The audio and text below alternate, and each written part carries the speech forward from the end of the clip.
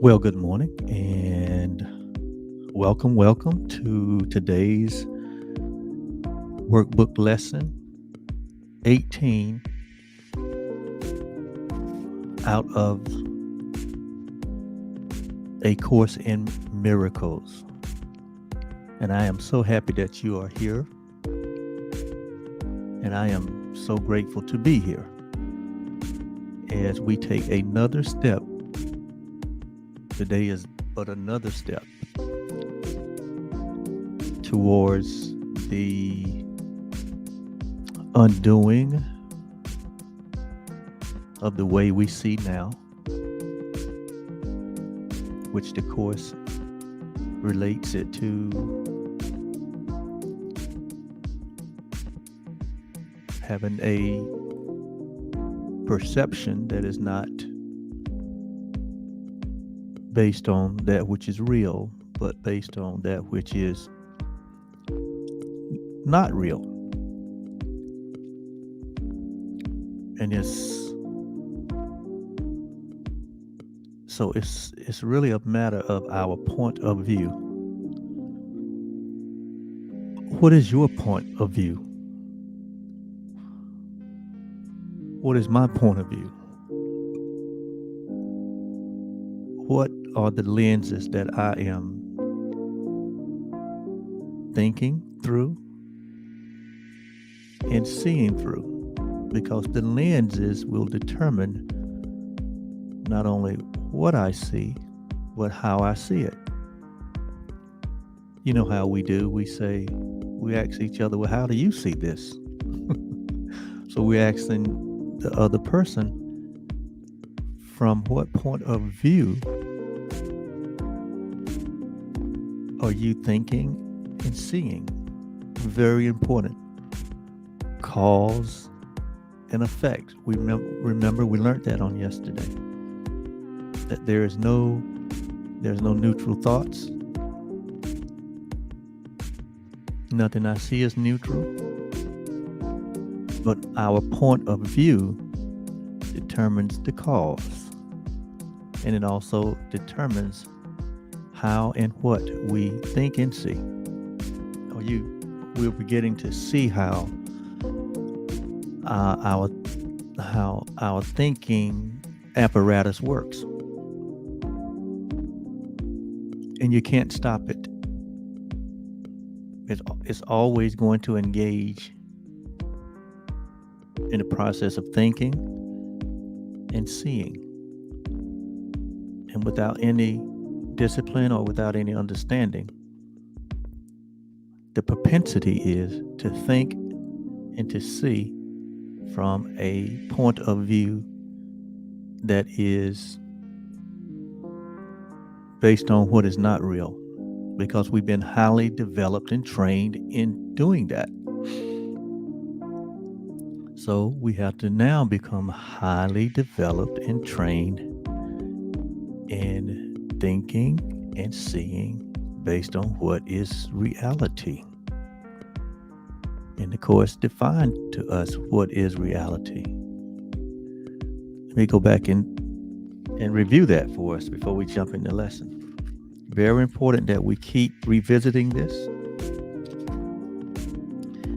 It says that the Course makes a fundamental distinction between the real and the unreal. Fundamentally, life will be experienced either from one or the other perspective, from the reality or from what is unreal. So reality has to do with a knowledge or knowing. It has to do with knowing truth. It has to do with that truth is one law, the law of love, or the law of God. Law basically means that it is just the way it is. It's the operating system. It's the way that it operates under the one law. It's the point of view in which it operates. Okay? Reality has to do with, or that which is real had to do with uh, again, law or God. So it is here. That's why I interchange the words as we go through these lessons, because reality equates love and God, puts them in the same equal meaning. Even the Bible says that God is love. So God and love are one and the same. Okay? And so what God creates is love. And so if God is our creator, that means that we are love. Loving, and we're lovable. That's who and what we are. We are love, loving, and lovable. Therefore, we do not have to go and find love or look for love outside of ourselves. It is intrinsic in our essential nature. So let's just say it to ourselves.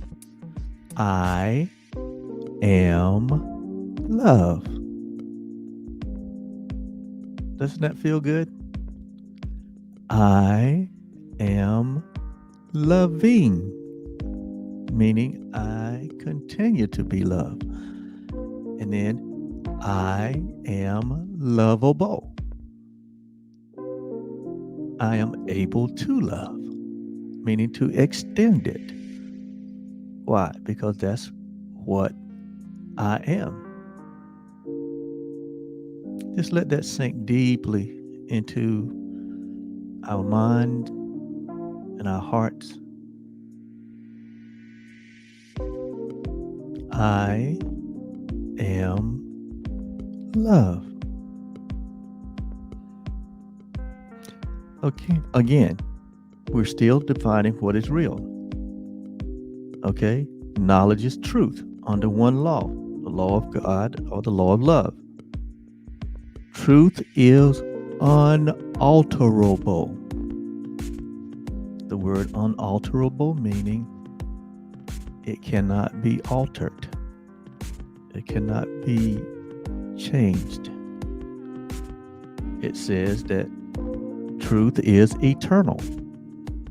Eternal means it is beyond time and space.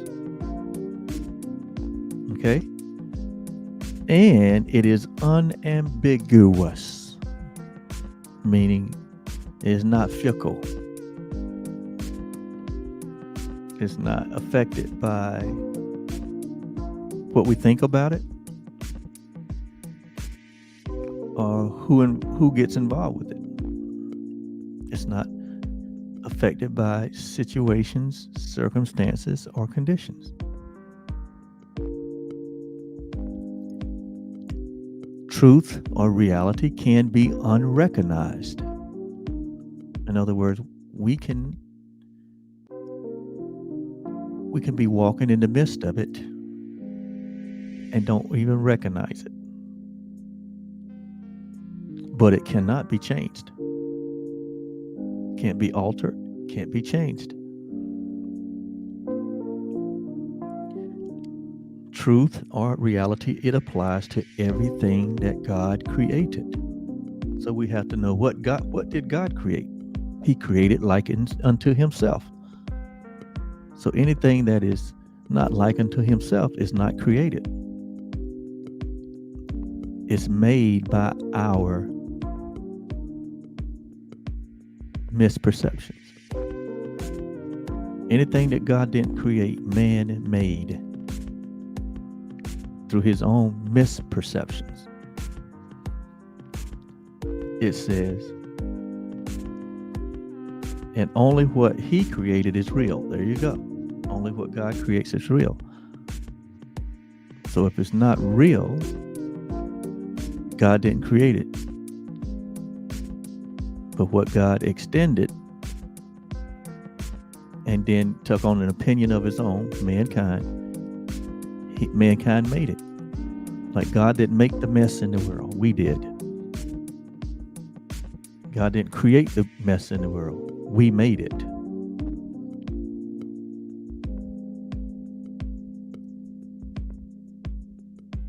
It's like you're bringing a child in the world and you create this beautiful environment for this child, what we call a nursery. That's what the parents created thoughtfully with only the best interest in mind of the child.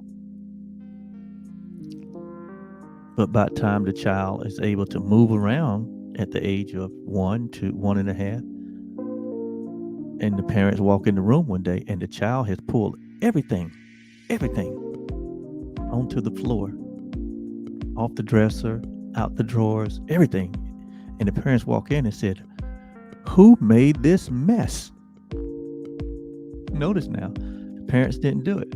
The child made it. The parents created a lovely environment, but the child made a mess. And that's kind of how we do. God only created what is perfect, what is real. He created you and me. And we are perfect and we are real. And we can't change that. We can't alter that. We can not recognize it and call ourselves, unperfect, call ourselves something else. So we try to alter it, but we won't be successful. All we will be successful in is believing in an illusion. What God creates is perfect. And God's one creation is you and me. Somewhere we got reconditioned to think differently. And that perfection is in bodies. Perfection is not in bodies. It is in your essential nature that got covered up or veiled by a tiny mad idea of believing that you're separated from that perfection, from that God, from that essential nature, which is love. And that is impossible. It's impossible. No matter how long we hold on to the lie, it's still impossible. And so, to complete the meaning of what is real, it says, it is beyond learning.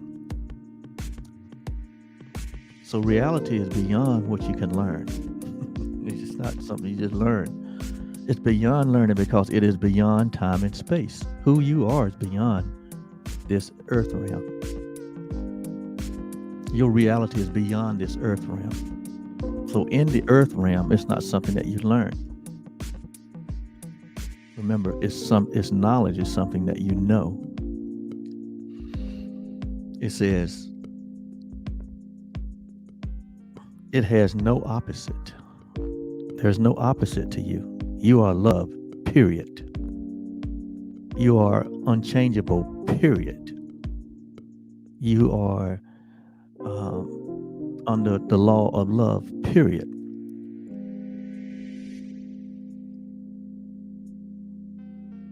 And then it said, it has no opposite. It has no beginning. You have no beginning. And you have no end. It says, it merely is. We merely are. Put your hand on your heart and say it. I am. That's what the I am statement is. I am, meaning I merely am. Love, eternal, unchangeable, unambiguous. Created by the one God under one law. That law is love. Birthless, deathless, no beginning, no end. That's what birthless and deathless mean. beyond time and space. I'm not subject to time, the clock, and I'm not subject to the space that I occupy. I'm eternal. I'm infinite. I'm the real deal. You are the real deal. Coke's not the real thing. You are the real thing. And so we get into the lesson. That's just a little foundation. And lesson 18 says, I am. There that I am again. See, what's he talking about? I am not alone. I am not alone. I am not all one in the experiencing of the effects of my seeing. I am not alone in experiencing the effects of what I'm seeing, of my seeing. In other words, effects has to do with results.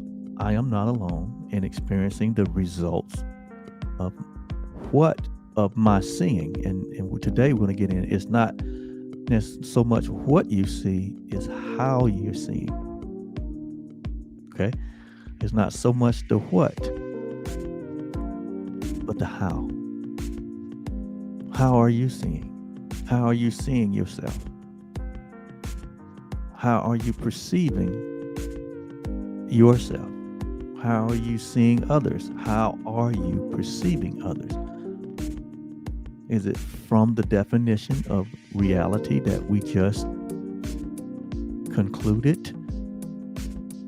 Or is it from a different way of thinking, on an opposite way of thinking, which the Course describes as the ego, an egoic point of view? So is your point of view of love, or is it a point of view of fear, which is the basis for the ego? Because when we don't embrace the love that we are, we introduce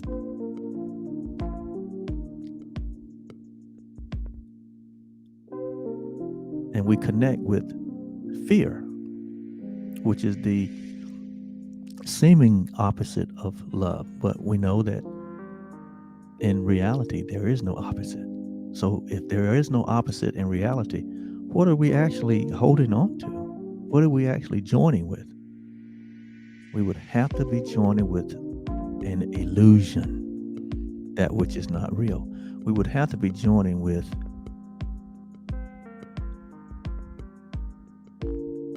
a dream, that which is not real. We are getting down to brass tacks here. We are beginning to observe and understand the way the mind, the way seeing and thinking operates. See, if you don't know how a thing operates, then you're just at the mercy of its outcome. But when you understand how the mind operates, and that you have a decision in that operation, then you begin to be the leader. You begin to be like Moses said in Genesis chapter 1. You begin to be the God of this world. You begin to be the master. You become the masterminder. You begin to master your own mind. You begin to be like Jesus said, let this mind. Which mind? The mind that is mastered by reality be in you, and be the one that you operate from. All right. So it says the idea for today is another step. Okay, so we're taking step 18 today on our journey back to the what? Back to the truth, back to reality. You know, there's a song that says, back to reality. Yes.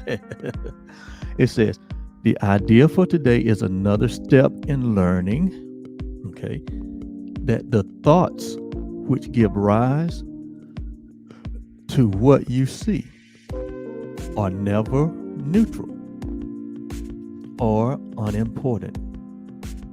No thought is neutral and no thought is unimportant. Okay? It also emphasizes the idea that minds, plural, more than one, minds are joined. Or we can say it another way. It also emphasizes the idea that there is one mind, that we all share the same mind. Okay? Because it appears that there are individuated minds, because it appears that we are in individuated bodies and that everybody have their own mind. That's the way it seems. But have you ever seen the mind? We know we've seen the body, but have you ever seen the mind? And would you recognize it if you saw it? So, the fact is, there are individual physical bodies in this dimension of life. That's a fact, but it's not a fact that each body has an individual mind, because here it's saying that the idea that it's introducing is that minds are joined, or you can say it one other way: we all share the same mind, just like we all share the same reality of love, just like we all share the reality of this one life, and we share it. It is only one life, and we all are part of that life. But here it's saying that we all share the same mind, and we're all a part of that mind. Minds are joined. And what it's saying is that's the only thing that can be joined. Why? Because bodies cannot join. Have you ever tried to join bodies and make two bodies one? It's impossible. But it's not impossible for us to have one thought and one way of seeing. Minds can join. Minds are one. Bodies are not. Okay, so we're lifting our awareness and our perception from the body identification, okay, that we were so highly developed and trained in, okay, to the invisible identification that we call the I am. I am meaning one. I am present. I am present that I am. I am one that I am one. Okay. I am love that I am. But we taken the idea of the oneness and we split it up into these multitude of opposites that are illusions. And now we say, I am a sinner. I am, I am lacking. I am imperfect. I am angry. I am mad. I am hurt. I am. See, we've taken that I am through the lens of the ego, and we tried to undo reality with it. I am black. I'm a Republican. I am a female. I'm a male. I'm an American. I am a human. See all the labels see how we use, the conditioning of this world to try to undo reality. And then we grow up, by the time we get to be 20, we are so confused about who we are, what we are. But we did it to ourselves. Now we have to undo it, and that's what we're doing in this workbook, these workbook lessons. So it says, so the things that we're learning today It gives rise to what you see and never neutral and unimportant thoughts are. It emphasizes the idea that minds are joined or minds are shared, which will be given increasing stress later on. So as we move up the steps, as we move back up the steps to reality, because remember, the ego led us down the steps from reality. The ego, the belief in separation, the belief in division, led us down, down, down, down from this high level vibration of love and bliss in heaven and God and Christ consciousness.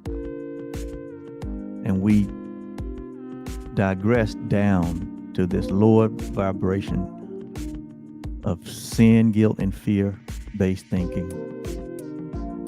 And now we gotta undo that and head back up the steps, and we on step 18. Okay. So it says, today's idea does not refer to what you see as much as how you see it. So how you see a thing is more important than what you see, because how you see determines what you see. Cause, how I see it from love, and effect. Cause, I see it from the ego perspective. The effect is what? Separation, division, destruction. Not loving, but fearful. So when we experience fear, it is an indication that our point of view is, from an ego perspective, we're looking from separation. We're looking from a point of viewing of separation. Cause and effect is fear. When we look from the perspective of reality, love, the effects is what? What do we see? We see beauty. We see oneness.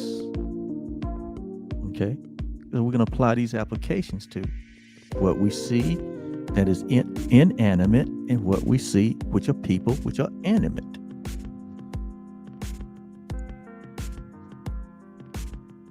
It says, therefore, the exercises for today emphasizes this aspect of your perception.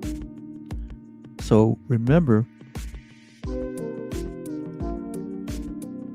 the Course makes a fundamental difference between the one idea between what is real and what is not. And we say what is real is knowledge and truth and reality and unchanging and unalterable and eternal and unambiguous and has no beginning and no end. It merely is. The other perspective, it says, is the world of perception, which means the world of interpretation. And we interpret things based on what? Based on our based on our point of viewing. The world of change, the world of come and go. See, that's the other option to operating in the world, is from the world of perceiving from a place of separation, which is what we're highly developed in. And now we have to go back to school, become students of A Course in Miracles, so that we can undo the way we were trained to think, and then think and have to open ourselves up to our original state of being, our original habitat. Return to that, and so become love only. It's not this and that, but it is this. Our isness, it merely is.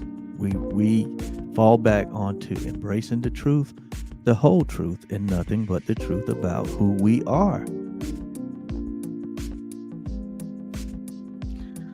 So it says, therefore, the exercise today emphasizes this aspect of perception. So this aspect of perception is that we do not experience the effects of our seeing alone.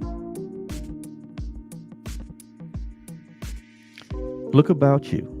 So for the exercise today, we're going to do 3 or 4 practice periods, which we recommend which are recommended. And let's do it this way. We're going to do it this way today. Look about you, selecting subjects for the application of the idea for today as randomly as possible. Remember, no exception. And keeping your eyes on each one long enough just to say, I am not alone in experiencing the effects of how I see in whatever object you lay your eyes on. Why are you not alone in experiencing the effect? Because minds are joined or minds are shared.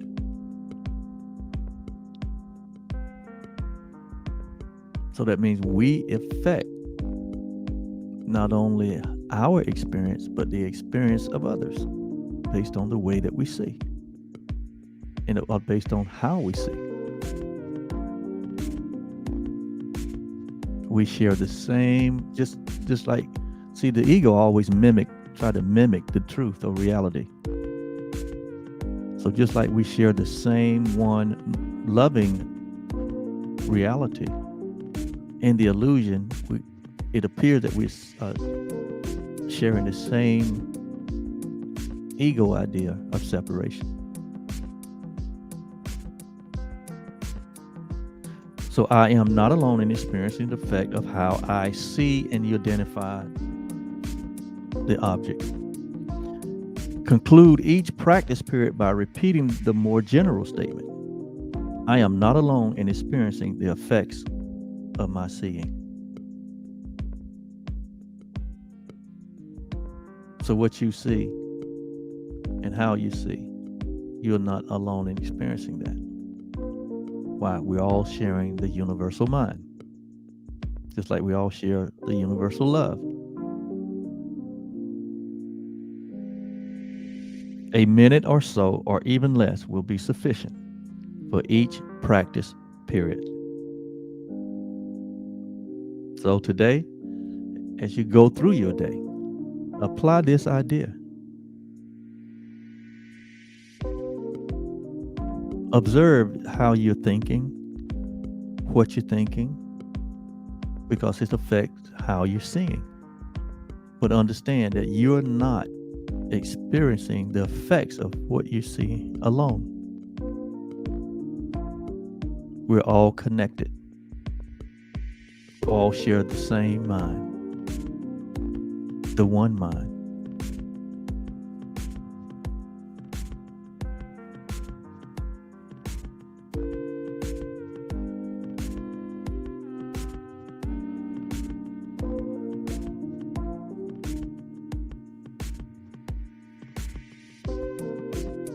And so it is. Have a great day.